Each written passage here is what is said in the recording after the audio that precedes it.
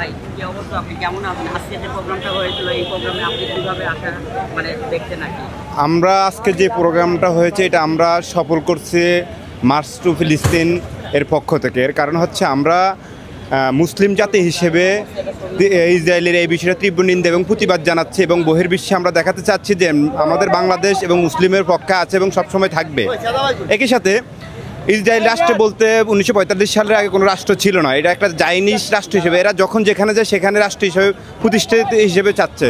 আমি যদি হিটলারের একটা কথা উক্তি করি, হিটলার বলছিল যে ওরা যেখানে যায় সেখানে ওদের ঘর বাড়ি, যেখানে যায় সেখানে ওদের রাষ্ট্র।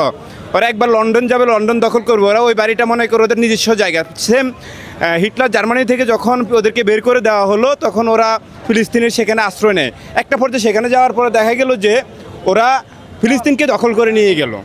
অতএব আমরা এই জাইনিজ জাতির এবং দখলদারিত্বের তীব্র নিন্দা এবং প্রতিবাদ জানাচ্ছি। একই সাথে বহির্বিশ্বে যেন এই ধরনের কোনো কর্মকাণ্ড না হয় এবং ইসরায়েলে আমাদের মা বোনদেরকে যেভাবে পাখির মতো হত্যা করতেছে আমরা এর তীব্র নিন্দা এবং প্রতিবাদ জানাচ্ছি। একই সাথে তারা বহির্বিশ্বকে আমরা বলতে চাচ্ছি, আন্তর্জাতিক সংস্থাকে বলতে চাচ্ছি যে এই প্রতিবাদ আমরা বুঝিয়ে দিচ্ছি আমরা ফিলিস্তিনের পক্ষে আছি এবং তাদের সাথে আছি এবং তাদের সাথে আমরা কাজ করতে চাচ্ছি এবং তারা একা নয় এবং মুসলিম বিশ্বের সমস্ত সবাই একসাথে তাদের পক্ষে আছে।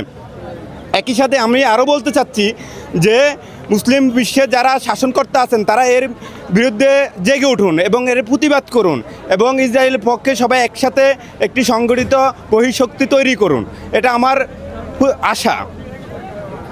আপনি হচ্ছে এই যে বাংলাদেশে এত বড় একটা সমাবেশ হলো, এটা কি ঠিকঠাকভাবে বহির্বিশ্ব জানতে পারছে কিনা? হ্যাঁ অবশ্যই।